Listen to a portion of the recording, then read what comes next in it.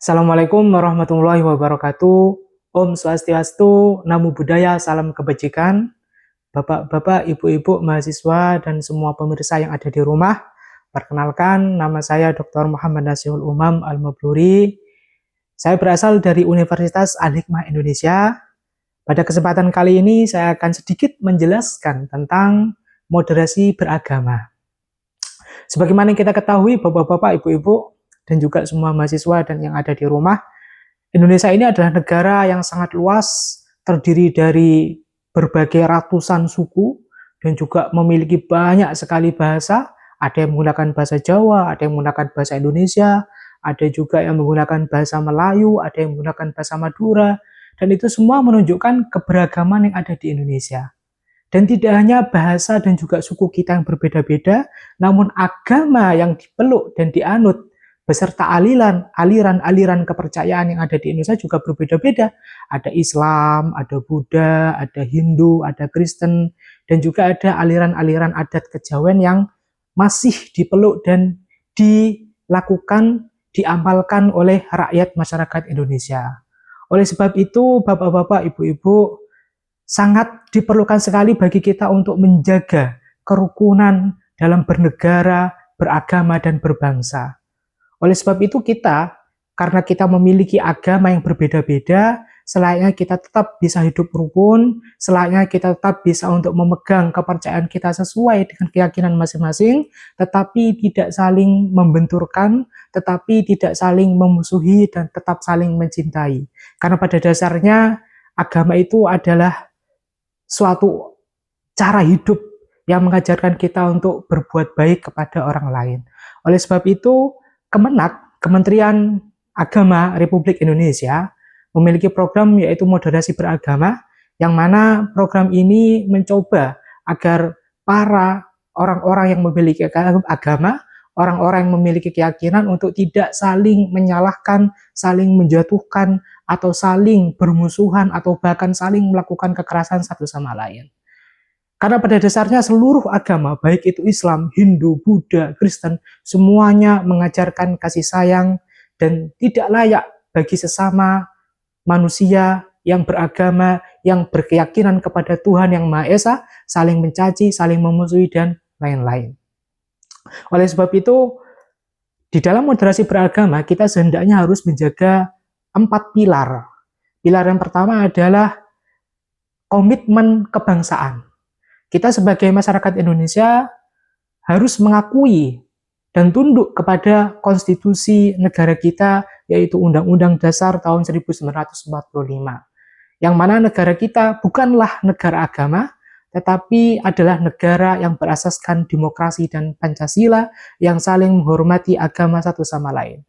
Tidak boleh hanya karena kita sebagai seorang muslim, terus kita ingin mendirikan khilafah dengan alasan la hukma illa hukmallah, seperti halnya yang sering digaungkan oleh beberapa kelompok Islam yang eksklusif, ya, atau yang kita bisa sebut HTI, yang sudah di organisasinya ya sudah dibubarkan oleh pemerintah Republik Indonesia. Keyakinan-keyakinan yang menyatakan bahwa umat Islam harus mendirikan agama yang berasaskan syariah, itu sebenarnya hanyalah sudut pandang tafsir dari orang-orang tertentu, dari perspektif tertentu, yang mana tafsir sendiri itu bukanlah wahyu yang suci, bukanlah wahyu yang selalu mutlak benar. Tafsir bukan wahyu, tafsir adalah pemahaman terhadap wahyu, dan pemahaman itu bisa jadi salah, bisa jadi benar. Sehingga walaupun ada di antara kita yang meyakini bahwa kita harus mendirikan negara Republik Islam atau apapun itu, tetapi saya yakin bahwa semua umat Islam di Indonesia pastinya ingin hidup damai, pastinya ingin saling menghargai agama satu sama lain, dan tetap ingin melaksanakan ibadah, melaksanakan sholat sesuai dengan kepercayaan masing-masing. Sehingga khilafah itu bukan sesuatu yang harus diwujudkan, ya, bukan sesuatu yang harus diwujudkan, itu adalah sesuatu yang pasti akan terjadi, dan itu akan terjadi oleh kehendak Allah, yaitu ketika datangnya Imam Mahdi. Sementara sebelum itu datang, ya kita tidak usah untuk mengusahakan hal tersebut. Pilar yang kedua selain komitmen kebangsaan adalah anti kekerasan. Kita sebagai umat beragama tidak boleh saling menghujat, tidak boleh saling membunuh, tidak boleh menggunakan agama sebagai dalil terorisme seperti yang dilakukan oleh beberapa oknum ya. Saya sebut saja mungkin Amrozi dan kelompok-kelompok Islam garis keras. Dan tidak hanya orang Islam sebenarnya, semua agama itu dapat dijadikan kambing hitam untuk melakukan justifikasi terhadap tindakan kekerasan. Dan itu sama sekali tidak boleh, karena saya sendiri meyakini, dan begitu pula dengan semua umat beragama lain, meyakini pasti bahwa membunuh manusia yang lain adalah dosa yang sangat besar, dosa yang tidak bisa dimaafkan.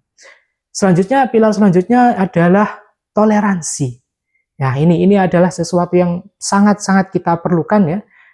Sebagai umat muslim, kita sudah pernah mendengar sejarah penaklukan Umar bin Khattab terhadap Palestina, penaklukan beliau kepada Persia dan semuanya. Dan ketika beliau Umar bin Khattab radhiyallahu anhu menaklukkan berbagai wilayah-wilayah yang sangat luas dengan keyakinan-keyakinan berbeda, beliau tidak pernah menghancurkan gereja. Begitu pula Nabi Muhammad ketika berperang melarang untuk merobohkan gereja, melarang untuk merobohkan rumah ibadah orang lain, dan itu menunjukkan bahwa Islam sangat menghargai toleransi.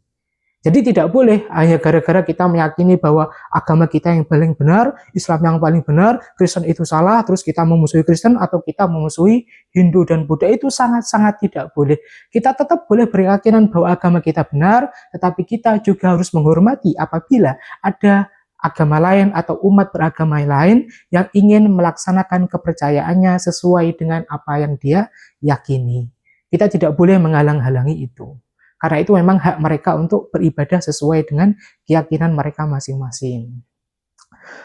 Selanjutnya adalah anti kekerasan tadi sudah ya, toleransi juga sudah, terus juga akomodatif terhadap budaya. Ini ada pilar terakhir ya, pilar moderasi beragama. Kita harus akomodatif terhadap budaya.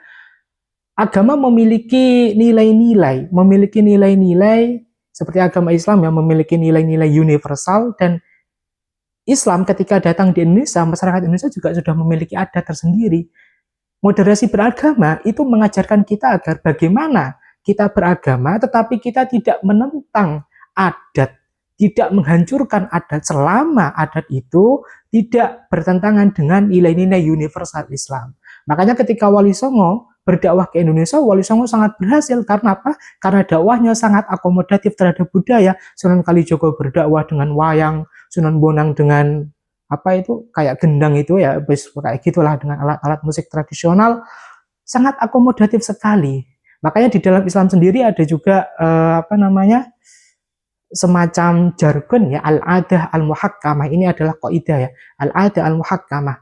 Adat itu sesuatu yang bisa menjadikan kuat sekali, sangat. Jadi kita itu harus berupaya agar Islam menjadi bersatu dengan adat dan tidak menentang adat. Oke, itu saja yang dapat saya sampaikan. Semoga bermanfaat untuk Anda semua. Saya akhiri.